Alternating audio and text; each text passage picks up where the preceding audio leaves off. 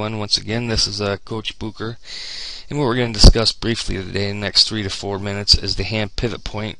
Right now you're looking at a video of Troy Tulowitzki, and I'm going to try to explain the hand pivot point to you in a clear and concise manner so you can start incorporating it in your swings, or if you're a parent or a coach, you can begin teaching this small technique in the swing.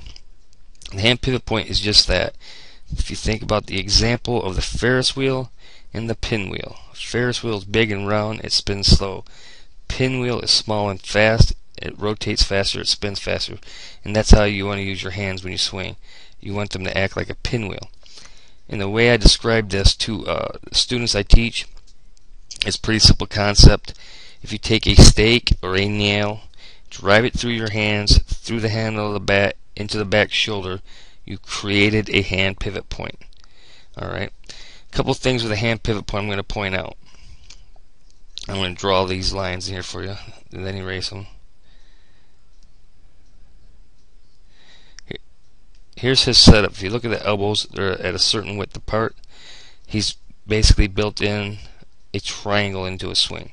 Another term I like to use when teaching, and I'm not a big guy in verbiage, but turning the triangle, the hand pivot point, they're kind of similar concepts that go hand in hand with each other. So let me get rid of these lines.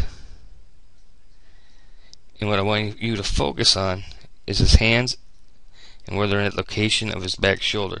So just pretend right now I just took a nail and I drove it through his hands. I'm sure he won't appreciate that much, but just visualize it and let's watch what his hands do as he swings.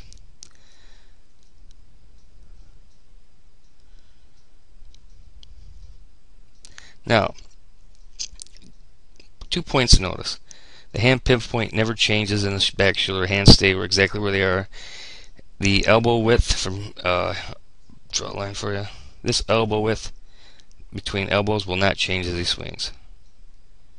Okay? And his hands are basically in the same spot as he rotates to the baseball. That's the hand pivot point. It's the whole point of the hand pivot point. It's a pinwheel, not a Ferris wheel. If he had a Ferris wheel for a hand pivot point, his hands would be moving around and they wouldn't be in that localized position. Since they're in a localized position and he's using his hand pivot point effectively, it's kind of like a pinwheel. Let's look at it again. Now obviously he's hitting a high fastball, and if it was a lower pitch, he'd probably have just a tad different swing. Watch the hands in relation to where they start. They're always in the same position, and he begins his hand pivot point. He takes the barrel to the baseball. So hopefully I did my best in explaining the hand pivot point to you.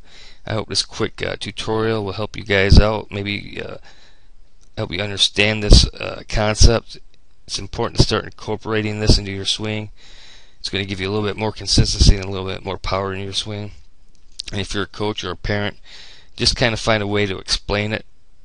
The best theory I use is drilling a nail through the hands, through the handle to the back shoulder, and then having the hitter use his hand pivot point to take the barrel to the baseball. Okay? Alright, everybody, as always, thanks for being members at toplevelhitting.com.